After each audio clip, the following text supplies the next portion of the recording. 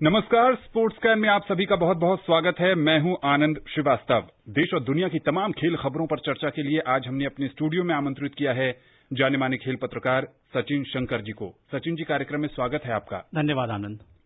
तो US open में जोकोविच ओसाका बड़े खिलाड़ी आगे बढ़े। जी बिल्कुल। चलिए, इसके साथ साथ और भी ढेर सारी खेल खबरों पर आपसे होगी चर्चा, लेकिन सबसे पहले हेडलाइंस। नोवाक जोकोविच, नाओमी ओसाका और पेत्रा क्विटोवा यूएस ओपन में आगे बढ़े। सित्सिपास का सफर थमा। रोहन बोपन्ना और डेनिस शापोवालोव की जोड़ी पुरुष डबल्स के दूसरे दौर में। इंग्लैंड ने ऑस्ट्रेलिया को पहले 2020 मैच में दी मात और आईपीएल का कार्यक्रम अब कल हो सकता है घोषित। सबसे पहले बात करते हैं वर्ष के चौथे और अंतिम ग्रैंड स्लैम यूएस ओपन की। उसमें कौन कौन से खिलाड़ी जीतने में सफल रहे और कौन कौन को हार का सामना करना पड़ा, आइए सुनते हैं वीरेंद्र कौशिक की इस रिपोर्ट में। विश्व के नंबर 1 खिलाड़ी सर्बिया के नोवाक जोकोविच, 5वीं वरीयता प्राप्त जर्मनी के अलेक्जेंडर जेवरेव और महिलाओं में चौथी वरीयता प्राप्त जापान की नाओमी ओसाका अपने अपने मुकाबले जीतकर वर्ष के आखिरी grand slam US open tennis tournament के प्री क्वार्टर फाइनल में पहुंच गए। शीर्ष वरीयता प्राप्त जोकोविच ने तीसरे दौर के मुकाबले में 28वीं वरीयता प्राप्त जर्मनी के जॉन लेनार्ड स्ट्रफ को 1 घंटे 43 मिनट चले एक तरफा मुकाबले में 6-3, 6-3, 6-1 से हराया। जोकोविच ने इस मुकाबले में 4 एस और स्ट्रफ ने 8 एस लगाए। जोकोविच ने 34 विनर्स लगाए और स्ट्रफ ने 23 विनर्स लगाए। 18वें ग्रैंड स्लैम खिताब की तलाश में लगे जोकोविच का क्वार्टर फाइनल में जगह बनाने के लिए 27वीं रैंकिंग के स्पेन के पाब्लो कारेनो बुत्सा से मुकाबला होगा, जिन्होंने तीसरे दौर में लिथुआनिया के रिकॉर्ड्स बेरांकिस को 1 घंटे 54 मिनट में 6-4, 6-3, 6-2 से हराया। उधर पुरुष वर्ग में एक बड़े उलटफेर में सित्सिपास को क्रोएशिया के बोर्ना कारिक के हाथों कड़े मुकाबले में 7-6, 4-6, 6-4, 5-7, 6-7 से हार का सामना करना पड़ा। सित्सिपास और कारिक के बीच ये मुकाबला 4 घंटे 36 मिनट तक चला। 27वीं वरीयता प्राप्त कारिक का अगला मुकाबला ऑस्ट्रेलिया के जॉर्डन थॉम्पसन से होगा। 5वीं वरीयता प्राप्त जर्मनी के अलेक्जेंडर जेवरेव ने अपने ही देश के एड्रियन मैनारिनो को 4 सेटों में 6-7, 6-4, 6-2, 6-2 से पराजित कर चौथे दौर में जगह बनाई। जेवरेव को पहले सेट में मैनारिनो से कड़ी टक्कर मिली और वो पहले सेट में पिछड़ गए, लेकिन इसके बाद 3 सेट अपने नाम कर उन्होंने जीत हासिल की। जेवरेव का प्री क्वार्टर फाइनल में स्पेन के अलेजांद्रो डेविडोविच फोकिना से मुकाबला होगा।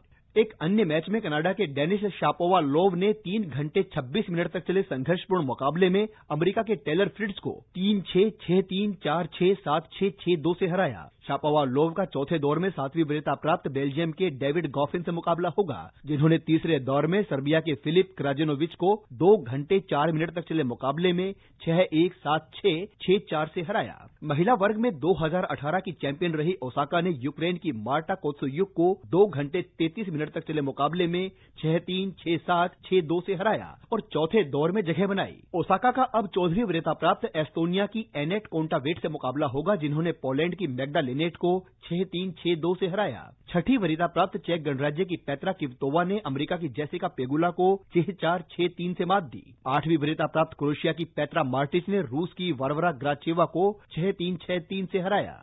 अमेरिका की जेनिफर ब्रैडी ने फ्रांस की कैरोलिन गार्सिया को 6-3, 6-3 से पराजित किया।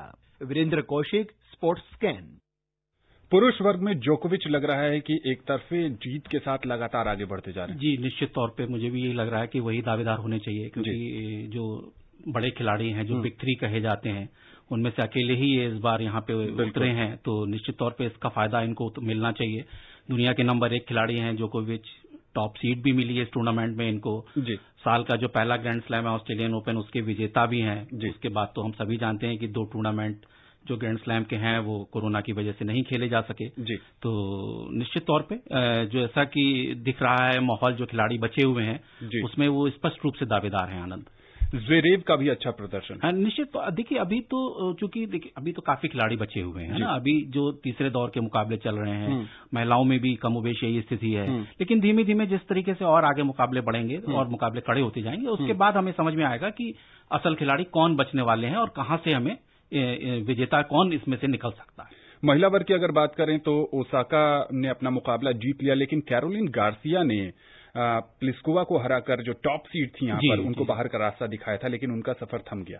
हाँ, नहीं देखिए अब वही है कि अब प्लिस्कोवा टॉप सीड थी, लेकिन वो दूसरे दौर में ही उनका सफर थम गया।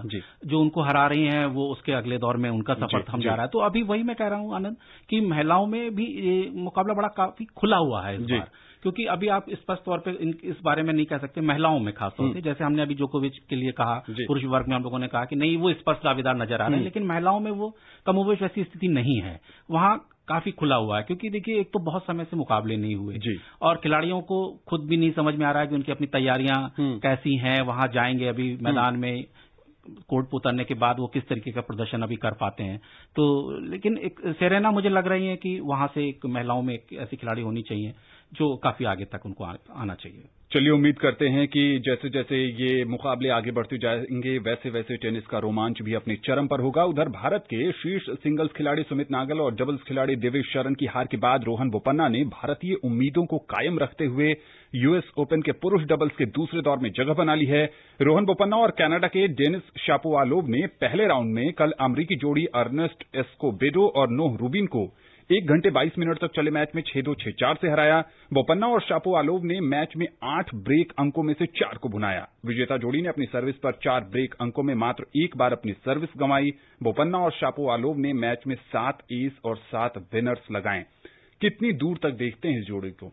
देखिए अभी तो चूंकि पहला ही मुकाबला था जी, और सब हमने देखा कि अच्छा खेले ये, और निश्चित तौर पे जो इनके जो पार्टनर हैं वो भी बहुत अच्छे खिलाड़ी हैं, सिंगल्स में भी वो काफी अच्छा कर रहे हैं, तो उसका इनको फायदा मिलेगा। और ये अनुभवी हैं बहुत बोपन्ना, और हमारी तो लिए तो अब यही एकमात्र बचे हैं वहां पे यूएस ओपन में, तो हमें तो ये लगता ही है कि भाई हमारा खिलाड़ी आगे तक जाए। लेकिन निश्चित तौर पे बोपन्ना के लिए अभी काफी वहां पे कुछ है कर दिखाने के लिए, क्योंकि अभी तो पहला ही मैच खेला है इन्होंने, लेकिन अपने पार्टनर का निश्चित तौर पे मुझे लगता है कि इनको फायदा मिलना चाहिए। काफी अनुभवी हैं डबल्स के ये, और अगर इसी तरीके से खेलते रहे तो जाएंगे ये आगे तक। सचिन जी, आप कह रहे हैं कि शापोवालोव जो हैं वो उनका फायदा मिलेगा, लेकिन एक दूसरा पक्ष ये भी है कि वो सिंगल्स भी खेल रहे हैं और वो सिंगल्स में लंबी दूरी भी तय कर सकते हैं जिस रेंज के वो खिलाड़ी हैं। क्या थकान उन पर हावी नहीं हो सकती? नहीं, देखिए ये निश्चित तौर पे ये एक पहलू रहेगा इसमें, लेकिन जो बड़े खिलाड़ी होते हैं अगर उन्होंने देखिए चुना है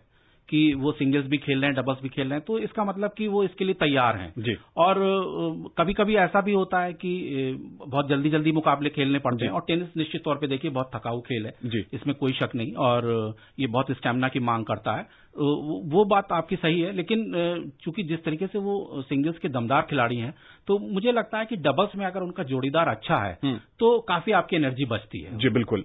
बोपन्ना और शापोवालोव की जोड़ी का प्री क्वार्टर फाइनल में 6ठी वरीयता प्राप्त जर्मनी के केवन क्राविट्ज और आंद्रियास माइस की जोड़ी से मुकाबला होना है।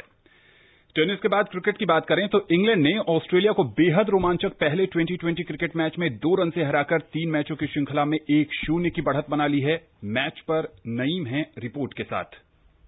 डेविड मलान के 66 रन की बेहतरीन पारी और उसके बाद लेग स्पिनर आदिल राशिद के साथ तेज गेंदबाज जोफ्रा आर्चर की शानदार गेंदबाजी से इंग्लैंड ने आखिरी गेंद तक चले बेहद रोमांचक पहले 2020 मुकाबले में ऑस्ट्रेलिया को कल 2 रन से मात देकर 3 मैचों की सीरीज में 1-0 की बढ़त हासिल कर ली। ऑस्ट्रेलिया ने इस मुकाबले में टॉस जीतकर गेंदबाजी करने का फैसला किया। इंग्लैंड ने पहले बल्लेबाजी करते हुए डेविड मलान की 43 गेंदों में 5 चौकों और 3 छक्कों की मदद से बनी 66 रन की अर्धशतकीय पारी की बदौलत 20 ओवर में 7 विकेट पर 162 रन बनाए। लक्ष्य का पीछा करने उत्तरी ऑस्ट्रेलियाई टीम को सलामी बल्लेबाज डेविड वार्नर ने 47 गेंदों में 4 चौकों के सहारे 58 और कप्तान आरोन फिंच ने 32 गेंदों में 7 चौकों और 1 छक्के की मदद से 46 रन बनाकर मजबूत शुरुआत दिलाई। तभी 11वें ओवर में आर्चर की गेंद पर फिंच जॉर्डन को कैच दे बैठे। फिंच के आउट होने पर स्टीव स्मिथ पिच पर बल्लेबाजी करने आए। उन्होंने वार्नर के साथ मिलकर स्कोर को 124 पर पहुंचा दिया। स्मिथ को 18 रन के निजी स्कोर पर राशिद की गेंद पर बेयरस्टो ने लपका। तब टीम का स्कोर 15वें ओवर में 124 रन पर 2 विकेट था।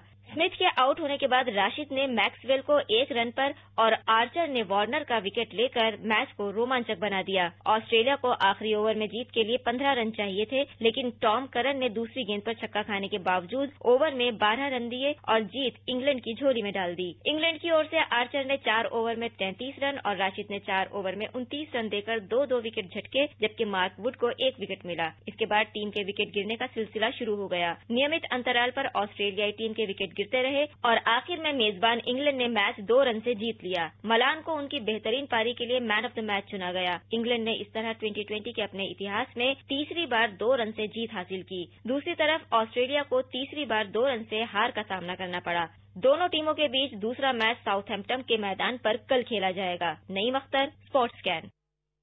सचिन जी, बेहद रोमांचक मुकाबला, आखिरी गेंद तक ये मैच चला था। बिल्कुल, इसमें कोई शक नहीं आनंद। देखिए, लेकिन आप ये देखिए, कमाल की बात है कि ऑस्ट्रेलिया ने बहुत अच्छी शुरुआत की। 98 रन की पहले विकेट पे पार्टनरशिप होती है।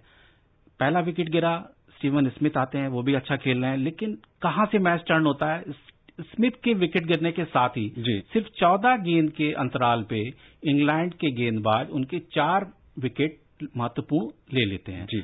मैच यहीं से पलट जाता है। यही इसका मुझे लगता है कि एक पहलू ऐसा रहा जहां से मैच जो है वो इंग्लैंड के पक्ष में घूम गया। आखिरी ओवर में 15 रन बनाना, हमेशा आपके साथ ऐसा नहीं हो सकता कि आप T20 है, मानते हैं ताबड़तोड़ बल्लेबाजी का खेल है, लेकिन हर बार ऐसा हो, ऐसा नहीं संभव है। दूसरी गेंद पे छक्का लगाया स्टोइनिस ने, लेकिन 15 रन बहुत होते हैं आखिरी ओवर में, एक दबाव भी होता है और गेम वहीं से पलट गया जब स्मिथ के बाद उन्होंने 4 विकेट धड़ाधड़ अपने 14 गेंद के अंतराल में गंवा दिए। तो ये ऑस्ट्रेलिया के लिए एक ऐसा रहा जो इसको सोचना होगा कि ऐसा क्यों हम कर बैठे, जो हमको जिससे बचना चाहिए था। कोरोना के बाद इंग्लैंड ने कई श्रृंखलाएं खेली, वेस्टइंडीज के साथ, आयरलैंड के साथ, फिर पाकिस्तान के साथ। क्या आपको लगता है इस मैच में इंग्लैंड को लंबे समय से खेलने का फायदा मिला और ऑस्ट्रेलियाई टीम 6 महीने के अंतराल के बाद मैदान पर उतरी थी? निश्चित तौर पे देखिए, इसका फायदा तो मिला होगा, क्योंकि इससे पहले इन्होंने T20 खेला,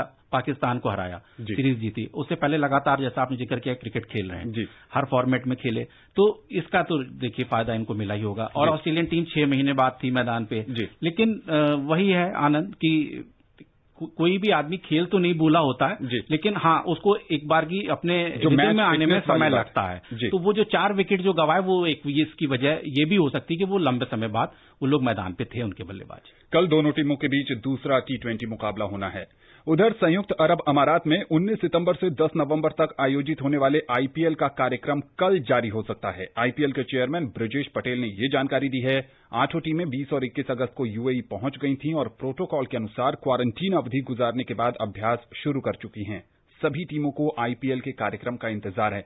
ये इंतजार लंबा होता जा रहा है सचिन जी। नहीं, दरअसल समस्या यही है कि आप एक दूसरे मुल्क में खेलने गए हैं, उनके अलग नियम है, प्रोटोकॉल है। आप अपने यहाँ तो खेल नहीं पाए, आप अपने यहाँ की बंदिशों से बंधे थे। उसके बाद आप दूसरी सरजमी पे पहुंचते हैं तो वहां के भी कुछ नियम है, तो उनको भी आपको फॉलो करना पड़ेगा। तो और पहुंचते ही एक टीम के अंदर हमने देखा कि कई केसेस भी हो गए, तो एक ये भी वजह रही। तो इसलिए मुझे लगता है कि थोड़ा सा उन्होंने इंतजार करने के बाद ये फैसला किया कि थोड़ा रुक जाते हैं, क्योंकि अभी टूर्नामेंट होने में शुरू होने में समय है। तो शेड्यूल की बात है, निश्चित तौर पे सभी को इंतजार होता है कि भाई हमारा क्या कार्यक्रम होगा, हमें किस तरीके से मैच खेलने हैं, हमारा पहला प्रतिद्वंदी कौन होगा, ये सारी बातें जहन में होती हैं खिलाड़ियों के। टीम प्रैक्टिस भी शुरू हो ही चुकी है, एक शेड्यूल आने वाली बात थी। तो अब उन्होंने पर्दा हटा दिया है, ब्रजेश पटेल साहब ने कह दिया कि कल हम बता देंगे। अभी शुक्रवार को भी इस बात को लेकर काफी चर्चा थी कि क्या शुक्रवार को आ सकता है, लेकिन अब उन्होंने बोल दिया कि कल आ रहा है। तो मुझे लगता है कि ये भी जो बाधा थी वो भी दूर हो जाएगी। और इसके बीच में मुझे लगता है कि वहां उन्होंने काफी जो है अपना ग्राउंड वर्क, होमवर्क जो है वो किया होगा कि भाई कोई बाधा तो नहीं आनी है, हम खेलते रहेंगे यहाँ पे लगातार। क्योंकि देखिए ये समय तो अच्छा नहीं है और खिलाड़ी भी निजी तौर पे भी आप देख रहे हैं कि कह रहे हैं कि भाई हम घर जा रहे हैं, हम नहीं खेल रहे। हिंदुस्तानी खिलाड़ी कह रहे हैं, कुछ विदेशी खिलाड़ी जो चर्चा कर रहे हैं सुरेश रैना और लसिथ मलिंगा के बाद अब चेन्नई सुपर किंग्स के स्टार स्पिनर और IPL के तीसरे सबसे सफल गेंदबाज हरभजन सिंह ने बिल्कुल निजी कारणों से IPL नहीं खेलने का फैसला किया। तो वो निजी जो है कोर्ट है, तो वो आप समझिए कि निजी क्या है। तो निश्चित तौर पे खिलाड़ी भी सोच रहे हैं, और वो उन्होंने उसमें ये भी लिखा अपने ट्वीट में कि मैं ये समय जो है अपने परिवार के साथ गुजारना चाहता हूं। तो ऐसा तो है नहीं कि जो 6 महीने से अगर कुछ क्रिकेट नहीं हो रही थी या कोई काम नहीं होता तो आप कहीं और थे। निश्चित तौर पे कहीं ना कहीं कोरोना का डर है। हाँ, ये है। तो तमाम चीजें वहां मुझे लगता है कि वहां पे चल रही होंगी, जो उसी वजह से ये शेड्यूल भी अभी रुका हुआ था, अब वो आ गया है सामने।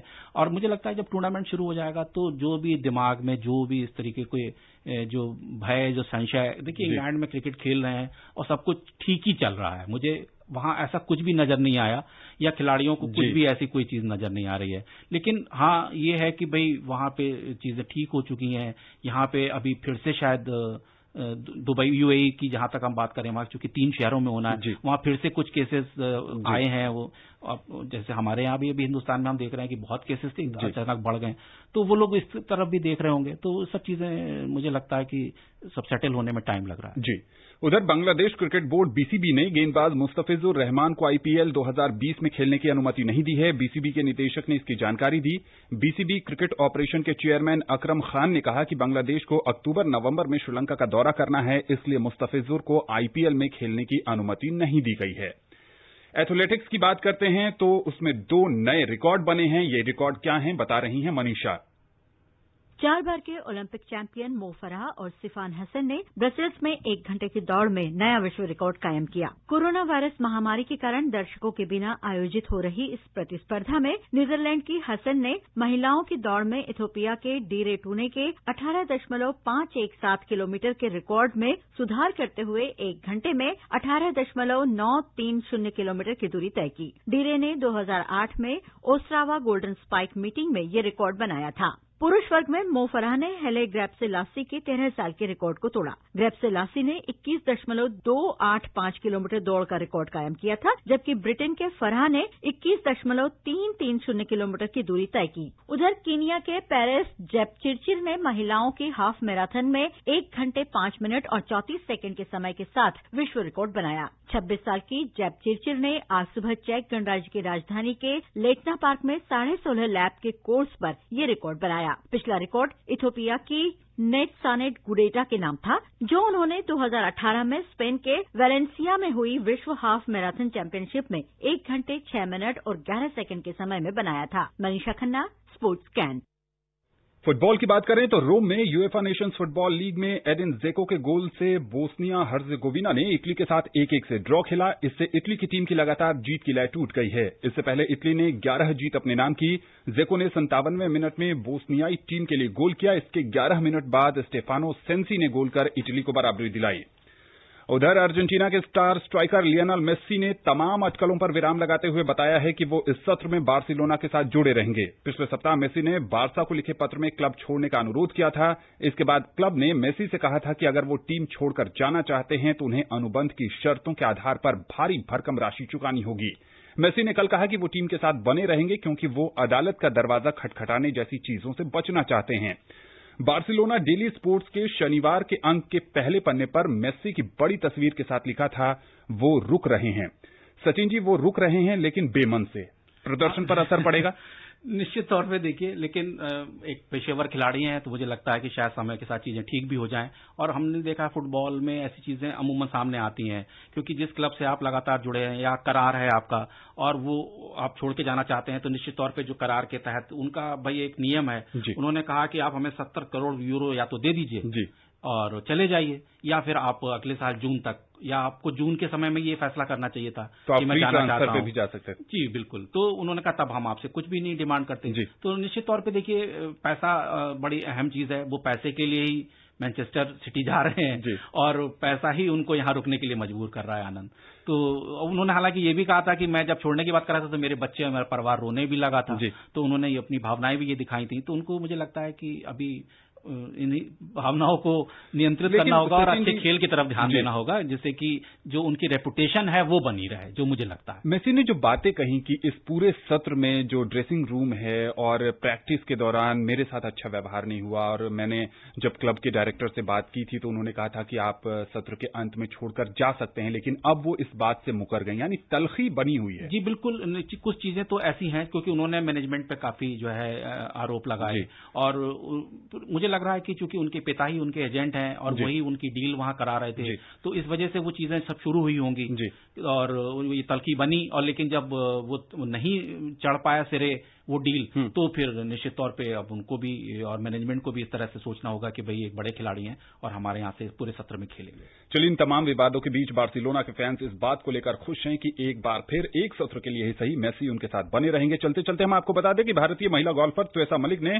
शुरू में डबल बोगी से उबरते हुए लगातार दूसरा 69 का कार्ड खेला, जिससे वो फ्लम्सबर्ग ओपन में संयुक्त रूप से 6ठे स्थान पर चल रही हैं और वो खिताब की दौड़ पर बनी हुई हैं। सचिन जी, अब समय नहीं है कि इस पर या किसी और खबर पर आपसे चर्चा करें। आप स्टूडियो में आए, तमाम खेल खबरों पर आपने विशेषज्ञ राय साझा की, आपका बहुत बहुत शुक्रिया। धन्यवाद आनंद। स्पोर्ट्स कैन का आज का अंक यहीं समाप्त होता है। पूरी टीम को दीजिए अनुमति। नमस्कार।